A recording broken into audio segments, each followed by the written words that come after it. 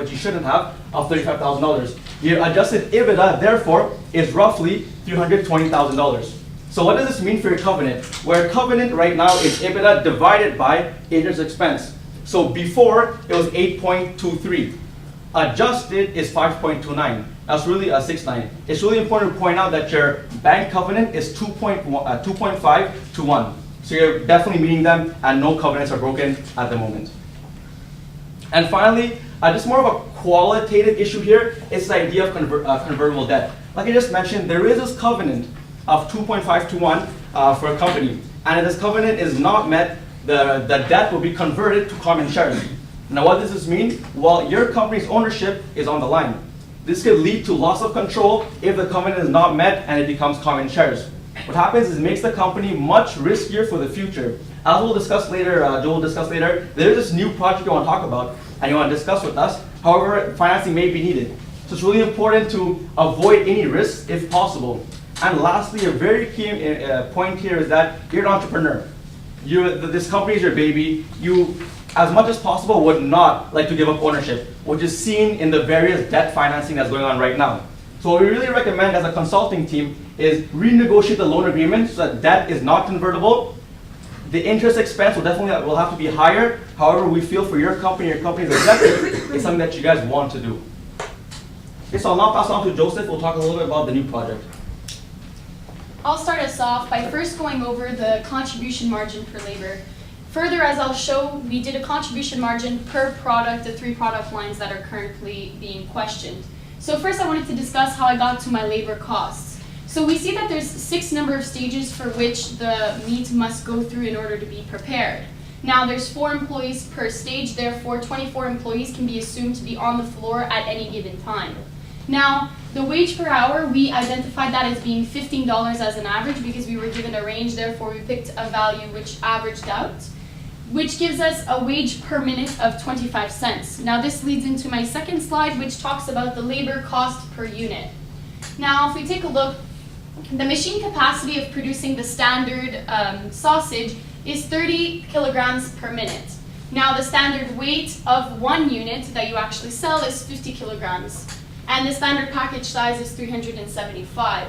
So the package cycle is 80 packages can be created in that 30 kilogram time span in 1 minute, therefore leading to a labor unit cost of $8 if we assume the 25 cents previously mentioned.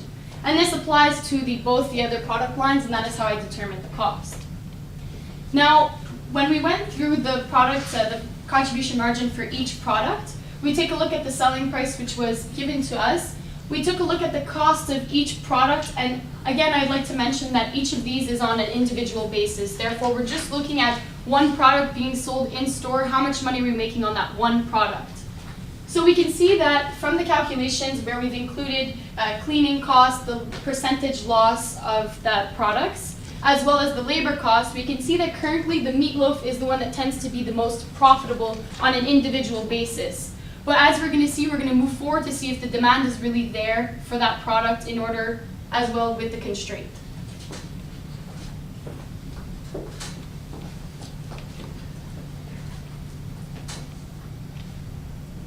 Okay, so now I'm going to go ahead. So just a few basic assumptions that we had to make here. So first, the average salary we assume was $15 per hour since it was ranged between about $13 to $18. So we just assumed 15 was a good estimate. The employees working per time, well, what we know is that there's 6 stages in the production cycle, and that each stage requires 4 employees. So we just assume that at all times there's 24 employees working.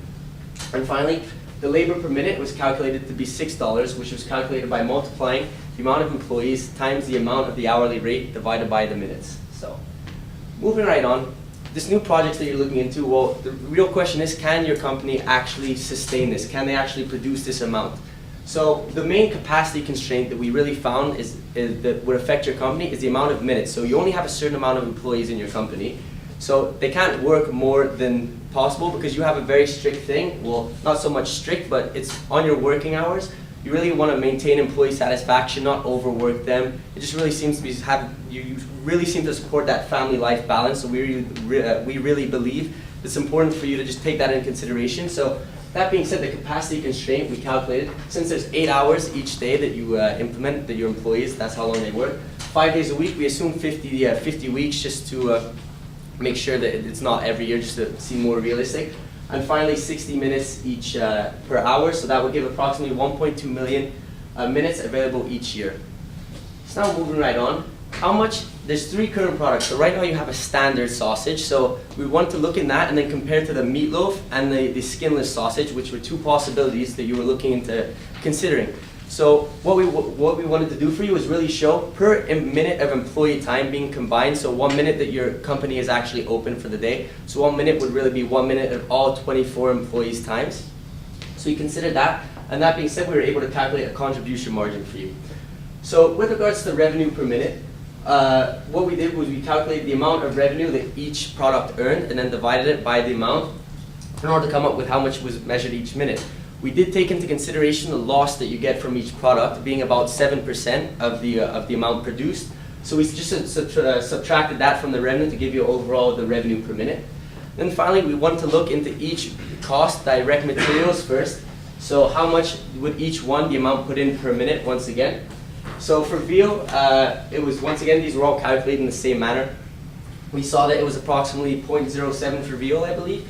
So we multiplied that by the amount expected to be produced per minute, and then doing that, we were able to come up with how much it costs per minute of employee time related to each product. Just so this would really show you how it relates to the capacity constraint.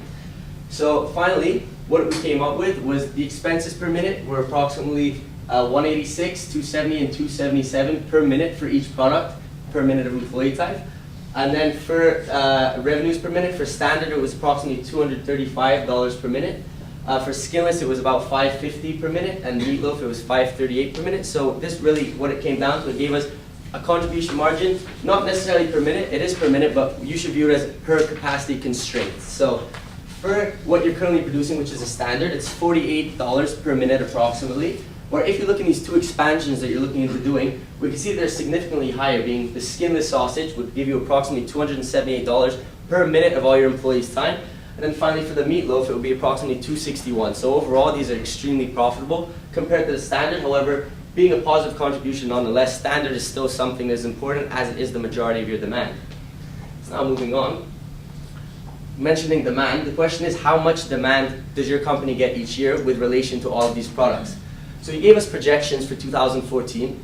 So what we did, we took these projections, since you have approximately 61,000 kilograms weekly ordered, so we multiplied that to get the yearly amount, and it gave us approximately a significantly high amount, 3 billion, I won't read the whole thing. And then the demand per year, we want to calculate into actual grams.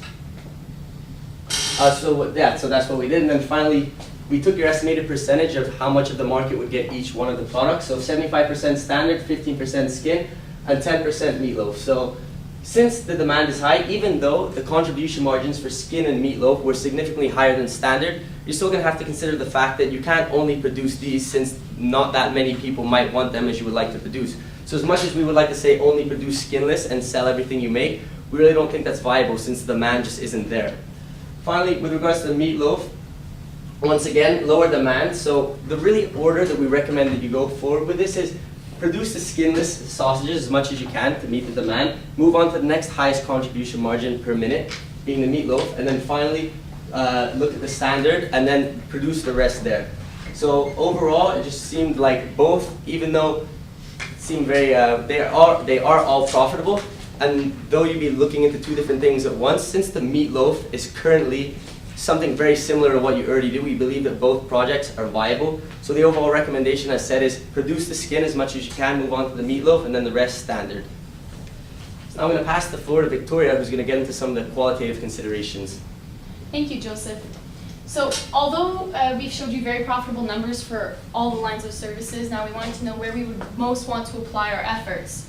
So we took at the pros and the cons of the standard, of the new line of healthier meat that you planned on producing. So as mentioned, it is a healthier alternative, and 72% of individuals have indicated that they are most likely inclined on purchasing this new healthier term of sausage.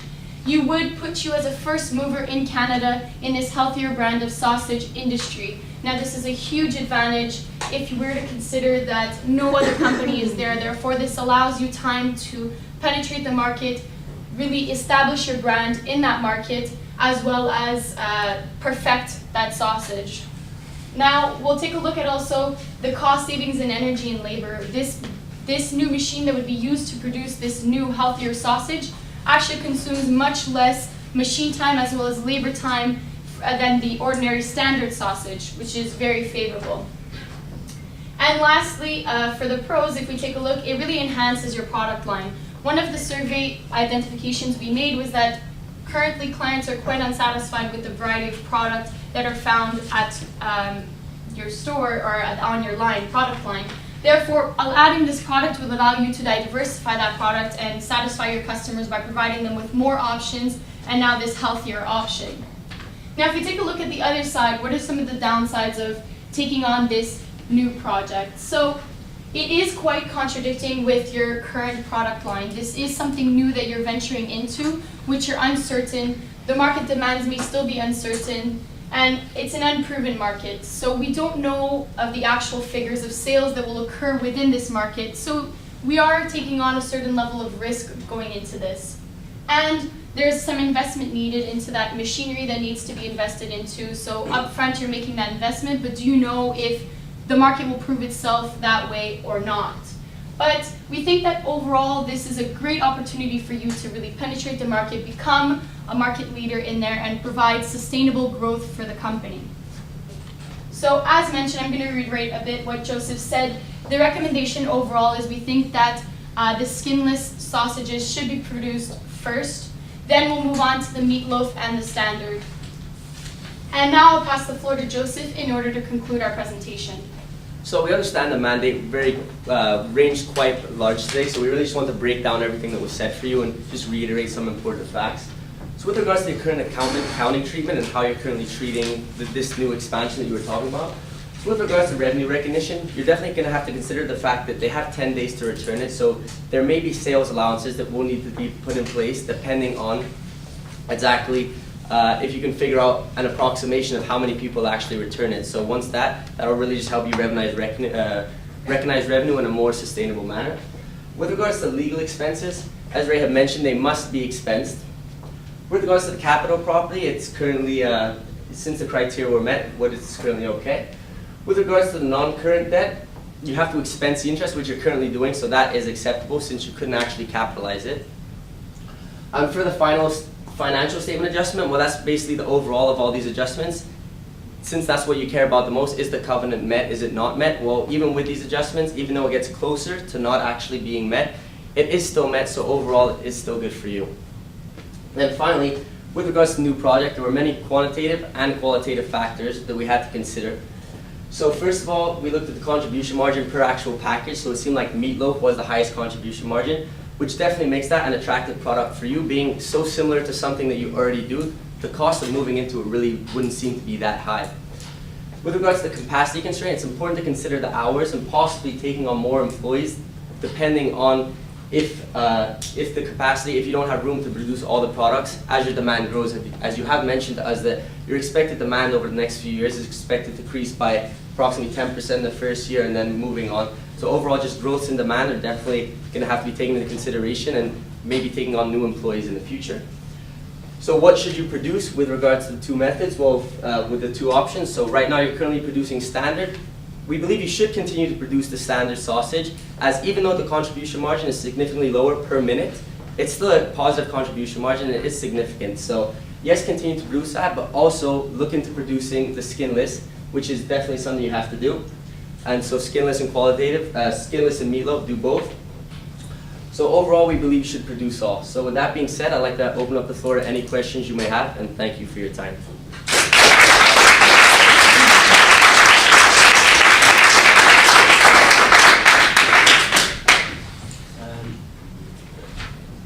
I use your slide. The first one is the revenue recognition. You said we have to change the way where we account the revenue, but in your financial statement adjustment, you don't put any amount for that? Why and what is the amount you think we have to put in the adjustment? Because if you said I have to recognize my revenue after 10 days, I have 450,000 to put in front, and I have lost and not an EBITDA profit, and I don't respect my ratio. Absolutely. However, according to the information given, the sales returns happen at the beginning of the month. So if it happened at the beginning of the month, let's say June 1st, by June 10th, it would have balanced out. And these financial statements were for the end of the month. So we really believe that the numbers we were adjusting, the end of the month figures, were already adjusted with the sales returns. Okay, but you don't have made any estimate of what you think we have to adjust? Well, like the number we did, the case states that really the adjustments were made at the beginning of the period. Therefore, our adjustments were at the end of the period. We assume that the adjustments were reconciled automatically. Going forward, as your company gets more experience, you can have a sales and return allowance account. My second question is, okay, by the margin by minutes, I made more money to do skinless and meat, but do this two type of food, I need to put 6 million on the table. Well, yes, there is an initial cash outflow, of course, but obviously we see that the I want to contribution. know if I make cash with this investment. You would. We don't have the exact time period for you, but with the high contribution margin that we see, we believe that throughout the future, with the increased brand But recognition. I made a high contribution by minutes, but I don't know in your calculation how minutes I work. If I do 2,000 by minutes, but I work only 1 minute, I don't make cash for paying my 6 million. Correct, but How many years does it take to make money? If I have an investment of 6 million, does it take 10 years? How many 15 minutes, how years? many years? And what's my risk? well, it would really depend on the amount of demand. Since these aren't new products, we have your projected demand, but since these aren't exact amounts, we didn't want to take into consideration exactly how long it would take you. So instead, we just really believe that being profitable and due to increased growth, due to things like you have a variety, which is something that your customers are looking for, they're looking to go into more healthy, which is skinless would be. I prefer to make $80 by minute of my cash and don't put any cash on the table. Beside, made 200 cash by minute, but put 6 million. I can say, can you see me where I made more profit In the end. at the end?